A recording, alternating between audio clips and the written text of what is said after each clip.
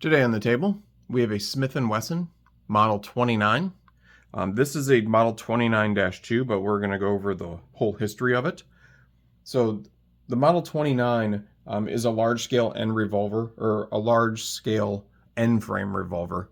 It came out in, or at least Smith & Wesson started making them around 1955, but the actual Model 29 itself didn't get started until around 1957.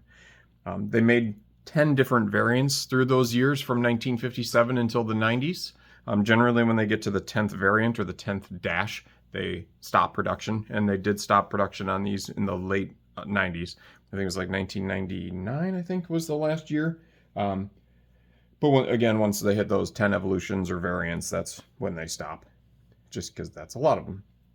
This is a 29-2. It is an 8 3/8 barrel.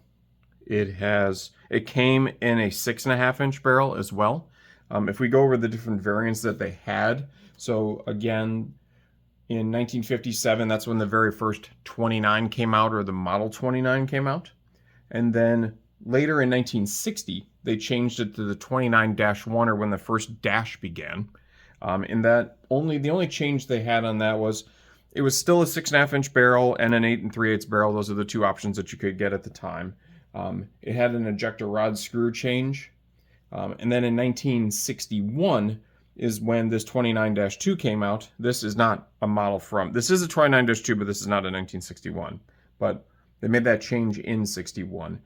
And what they did there was, again, another screw change that they did on the cylinder is what they changed. And then another thing they did much later in that variant was in 1979. They went from a 6.5-inch barrel down to a 6-inch barrel. And then that was done again in 1979. The 29-3s, which is when the biggest change came, that was in 1982. And then what they did there was all the previous ones, like this, are a pinned barrel. So you can see here it's pinned instead of a press fit. And then on the cylinder, to save money, they stopped doing these recesses. So what happens is that if you take a round, and if you drop a round in, you can see that the round actually fits flush in the cylinder. So what they did was, to save money in those 29-3s on, when they machined these cylinders, they stopped recessing, or stopped putting in this recess for the casings to fit perfectly flush. And it just saved them money and probably time for doing that.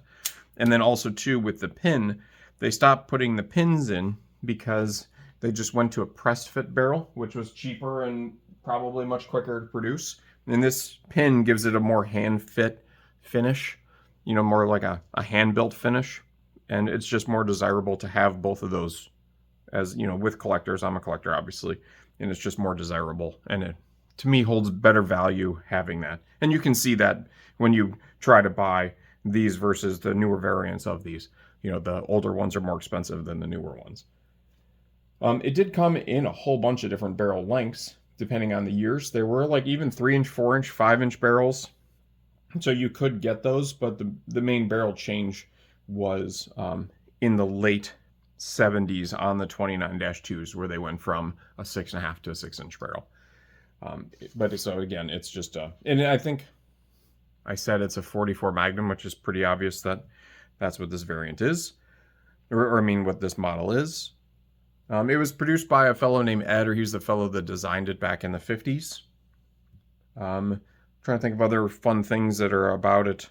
It does have its original target hammer on it and target trigger, with also the target grips on it as well. You can see here. And then the biggest thing is what it's known for. So the Dirty Harry movie came out in 1971.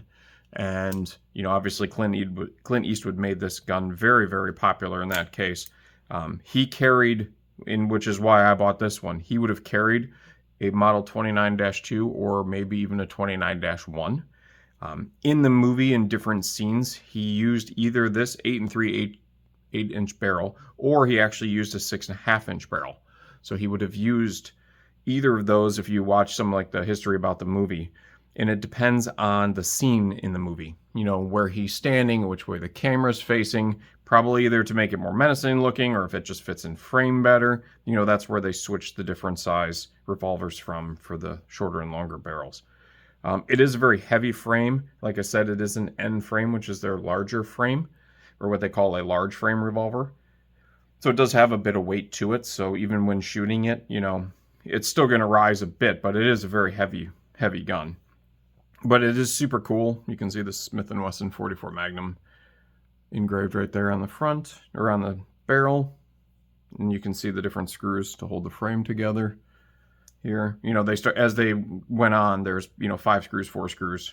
They just kept going down, which is kind of funny. But yeah, just a super cool. I just want to make a little video on a little bit more history of it instead of just a short, just so people can understand. But yeah, it came in 10 different variants. This is the 29-2. Here, I can show that so everybody can see. You can see the serial number and the -2 in there.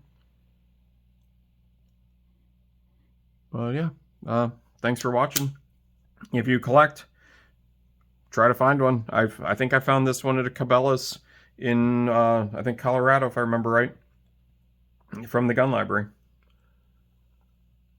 Thanks again.